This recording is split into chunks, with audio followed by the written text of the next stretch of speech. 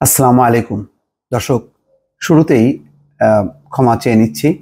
অত্যন্ত দুঃখিত যে ১৯ তারিখের পর থেকে আপনাদের সামনে কোনো ভিডিও দিতে পারিনি। কী কারণে দিতে পারিনি আপনারা নিশ্চয়ই জানেন। যেহেতু ভয়েস বাংলা বাংলাদেশ বেসড একটা ইউটিউব চ্যানেল, সুতরাং আমাদের পক্ষে আর সম্ভব হয়নি।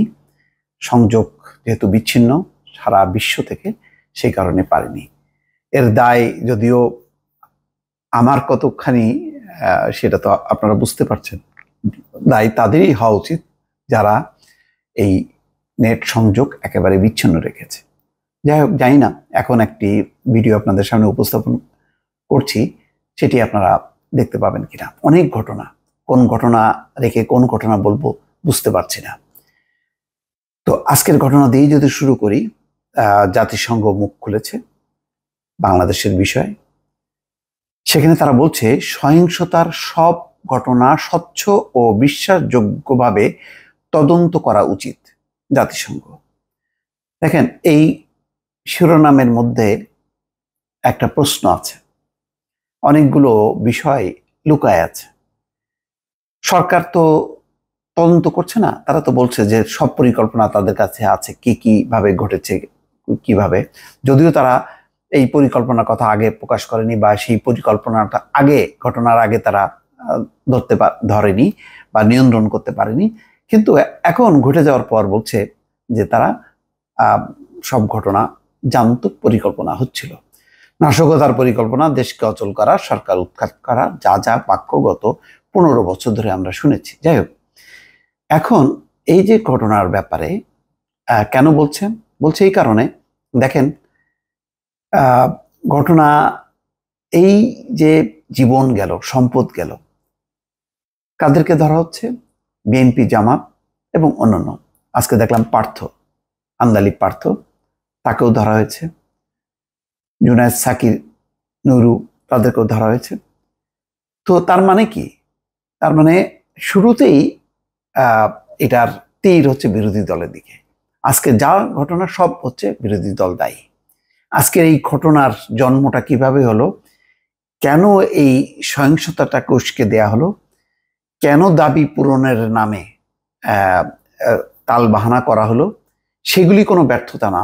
কেন ওই যে প্রথম দিনই যে 6 জন মারা গেল, ছাত্রীদের উপর হামলা কারা চালালো, কাদেরকে পিস্তল দিয়ে দেখা গেল ঢাকা বিশ্ববিদ্যালয়ে, সেগুলি কোনো ঘটনা না।